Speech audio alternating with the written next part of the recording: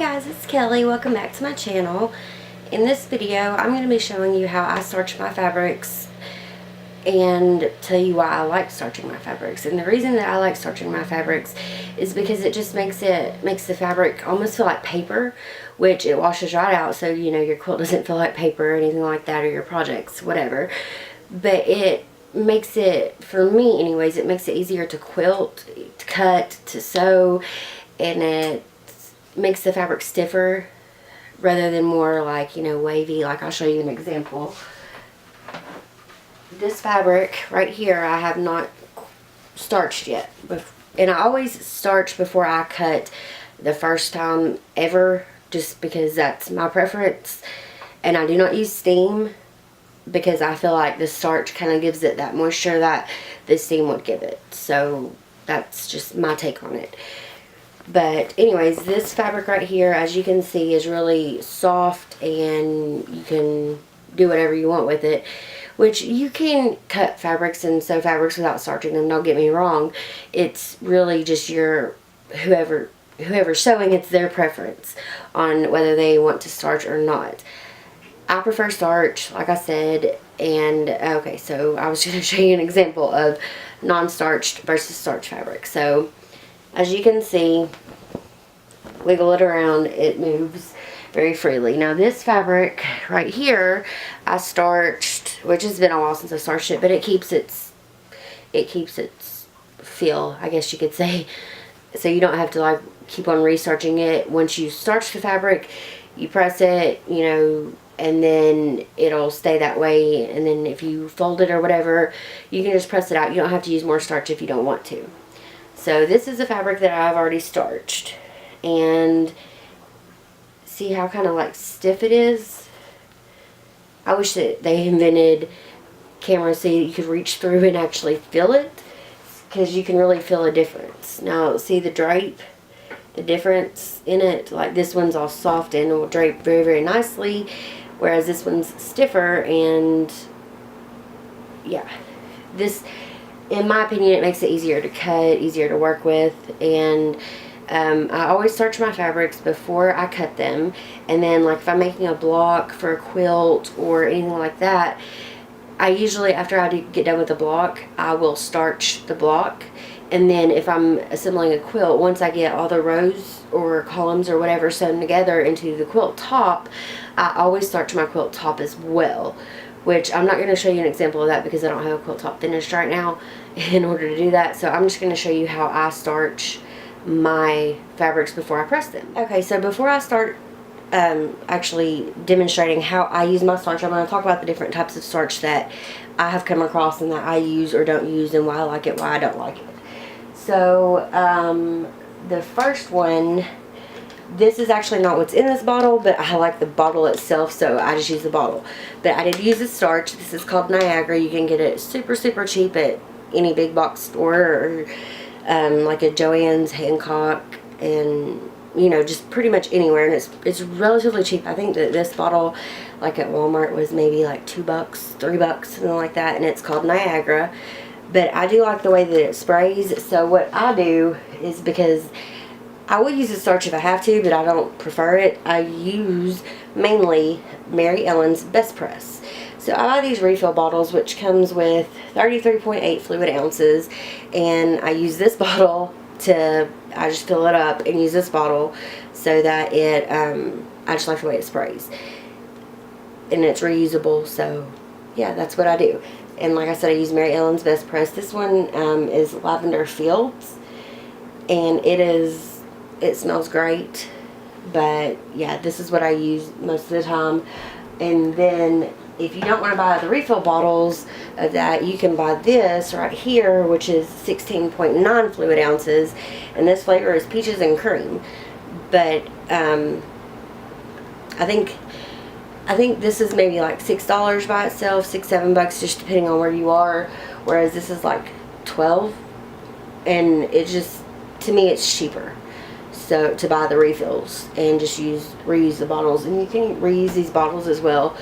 And I mainly just throw them away, but I don't really have a lot of these anymore because I've thrown them away. And this is the bottle that I like because it holds more, it sprays fine.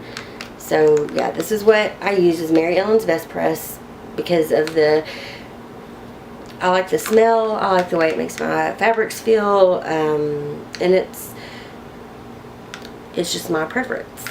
But also, there's this newer product out in the market now that I absolutely love, but me being the cheapskate that I am, I don't really splurge for the starch, because it costs more.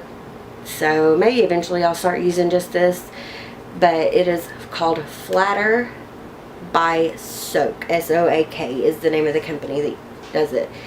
These smell amazing. Like, there is no other way to describe it. Amazing. I think there's four different smells, aromas, whatever you want to say. This one's Celebration. They have a clear one, an orange one, and like a green one. And I'm not sure the name of the flavors, but it says starch-free smoothing spray. So that is the different starches that I use, or that I have came across. But let me get set up over here, and I'll show you how I starch my fabric. Okay, the first thing that I do is I lay out whatever fabric I'm going to be cutting. In this case, it's a fat quarter on my pressing board, and there will be a link in the description box below on how you can make your own pressing board.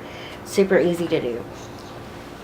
But what I do is I take my starch, and like I said, this is filled with Mary Ellen's Best Press, and I just spray all over the top, or whichever side you want to start with, it doesn't matter. I don't get it like soaking wet, but I make sure that it's completely covered in starch. So if you can see, there's a few spots that look like really wet, but it's just it's damp. So then I take it and I flip it over. And now I'm going to press it from this side. So you take your hot iron, you can use steam if you want to, but you don't have to. I don't. And then I just press it. And in quilting, you press. You don't like rub the iron, because you don't want to distort the fabrics. So you just take it, pick it up, move it over. And I rub it like very gently back and forth. I mean, with this, before you start cutting, it's easier to do. And the reason that I spray on one side and then flip it over to the back to press it, or to the other side to press it, is because it helps the starch adhere better to the fibers in the fabric. And you'll know you're done as far as with one side. You can feel it, and whenever it doesn't feel wet. So then I take it, just leave it how it is, and I spray this side.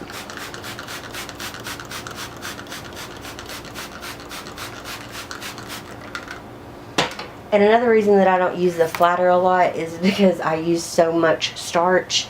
It would just get crazy expensive to use that small itty bitty bottle, because I could probably use that in 1 to 2 projects, give or take, because I use a lot of starch. I like my fabrics to be very, very stiff. So I sprayed the opposite side, the one that I just pressed, and flipped it over, and now I'm pressing from, in this case, the top side rather than the back.